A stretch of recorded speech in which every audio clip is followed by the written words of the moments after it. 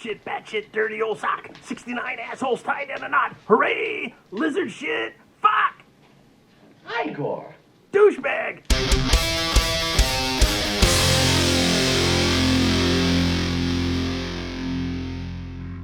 Young Frankenstein, starring Gene Wilder, directed by Mel Brooks. The only thing that concerns me is the preservation of life! Dr. Frederick Frankenstein, played by the great Gene Wilder, inherits the grand castle of his famous grandfather, Dr. Victor von Frankenstein, and finds his infamous laboratory with the help of Igor, played by the wildly hilarious Marty Feldman. Call it a hunch. While Frederick thinks his grandfather's work is total bullshit, he discovers the book where the mad doctor documented his reanimation experiment, and this inspires the young doctor to follow in his grandfather's footsteps. Need a hand? No thanks. Have one. So I'll tell you right off the bat that I'm not as much reviewing this classic as I'm hoping to inspire some of you to revisit this brilliant piece of art.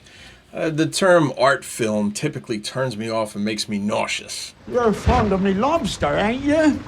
Drunken in a Virginia. But in the 70s, this was a true art film that delivered entertainment on each and every level imaginable. I mean, a perfect film with suspense and comedy and horror. Not to beat an old expression to death, but they just don't make films like this anymore. Don't put the candle back. Today it takes gross-out humor and non-stop profanity, along with an R rating to convince a studio to release a typical modern-day comedy. See, Young Frankenstein is rated PG and can be enjoyed by the entire family, while the adults can enjoy several brilliantly written but subtle adult moments. Igor, would you give me a hand with the bags? Certainly.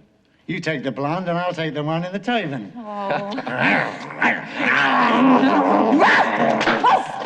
The budget for this film back in 1974 was a measly $2.8 million, and it grossed $86 million. And that was an enormous profit for the studios, so you think they would have learned from that and created more films like this. Young Frankenstein stands alone in a genre that was never really revisited.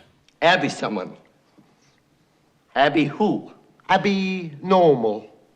Now, the great Mel Brooks demanded that this film be shot in black and white, and the studio was not pleased with that, but luckily Brooks was able to find another studio willing to accept that artistic choice. Today, it's such an important element in the film's greatness. It's fun to dig up some of the color shots from the past that show how this may have looked if it was released in color, and I'm absolutely sure they made the best decision. These color photos are interesting to look at today, but they destroy what was special about this 1974 classic. The best comedy cast ever assembled. Most people assume that Mel Brooks wrote this, but it was actually Gene Wilder's idea that was presented to Mel during the shooting of Blazing Saddles. Listen, Bart. I want you to do me a favor. The two collaborated on the story and screenplay and created this iconic classic concept. Gene Wilder, everything Gene did was angelic and supreme.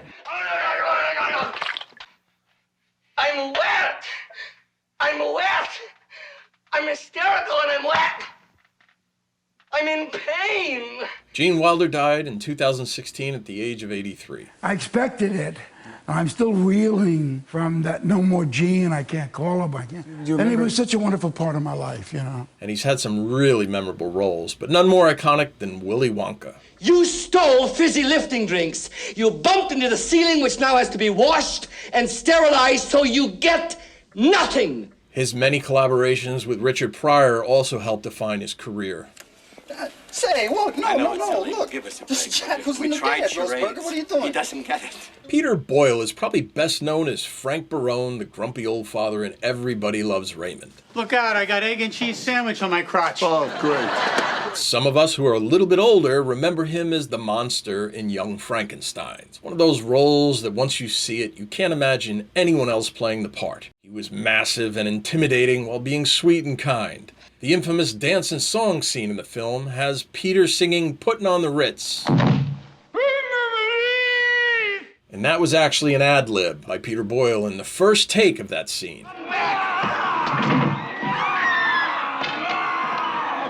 Marty Feldman plays Igor and steals every scene he's in as the grandson of Igor, the assistant of Frederick's grandfather. Ain't got nobody, and nobody cares for me. The hilarious shifting of Marty Feldman's hump What hump? was a gag that he did on the set and was eventually added to the script. Didn't you used to have that on the other side? What? Your Oh, never mind. Feldman died of a massive heart attack while filming Yellowbeard in 1983. He was only 48. A toast. Long friendship. The great Gene Hackman played the blind man for free, as he was friends with Gene Wilder and wanted to try his hand at comedy. I was going to make espresso. The two worked together in Bonnie and Clyde.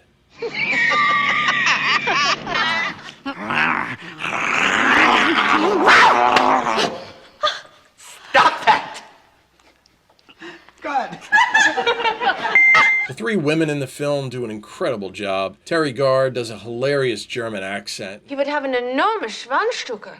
It can be silly when you first hear it, but she is brilliant in her scenes with Gene Wilder, especially considering the fact she hated him. She actually thought he was a jerk. Teri's so sweet, so feminine, so blushing. Gene looks at the door and sees these incredible iron rings, and Gene says, "What knockers?" Oh, thank you, Doctor. Cloris Leachman is another scene stealer, Frau Blucher. whose name drives the horses insane. One of my favorite scenes is the joy that Igor gets from repeating her name over and over. Blucher! No tongues. The amazing Madeline Kahn, who always shines in Mel Brooks films, has also some of the funniest moments. You better keep your mouth shut. Oh, I think I love him. As she blossoms into the bride of Frankenstein.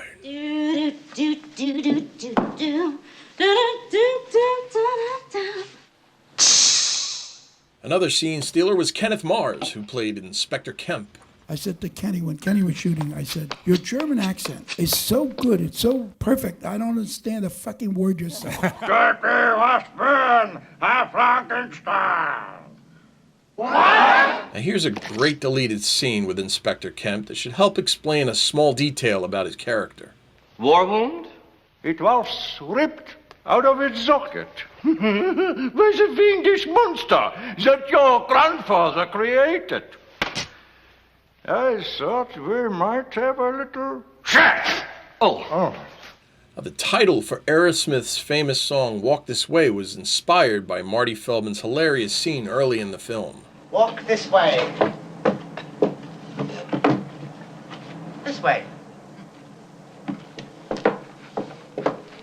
Mel Brooks has actually used the same joke in several of his films. Back in 2014, Mel Brooks was celebrated at 20th Century Fox Studios on the 40th anniversary of Young Frankenstein on Stage 5, where the movie was shot. This mural was painted there along with the renaming of an adjacent street. "Can I name a street after you?" I said, "No, a boulevard." A fitting tribute to a man who's given us some of the funniest movies ever made. Holy underwear! But for me, Young Frankenstein was the one that I obsessed with as a child. So if you haven't seen Young Frankenstein, or perhaps you want to watch it again, it's going to be a little bit difficult to find. You're not going to find it on Netflix or Hulu or any of the streaming channels. I was able to find it on Amazon in this Blu-ray collection. Mel Brooks' greatest films: Blazing Saddles, History of the World Part 1, Spaceballs. This is the best of Mel Brooks. If you have a Blu-ray player, I would suggest trying to find this on Amazon. Excuse me while I whip this out. Some would argue that Blazing Saddles is his greatest movie, but for me, it's Young Frankenstein. So needless to say, this film deserves my highest numerical rating of 10. It's an absolute classic and is one of the few films I revisit every year. So thanks again for tuning in. Be sure to leave comments below, subscribe, tell your friends about me. I always appreciate everything you guys write, and I'll always write back. I'll see you next time. Gator out. Watch for live shows and new reviews every weekend. Don't forget to subscribe and hit that bell so you know when new reviews arrive.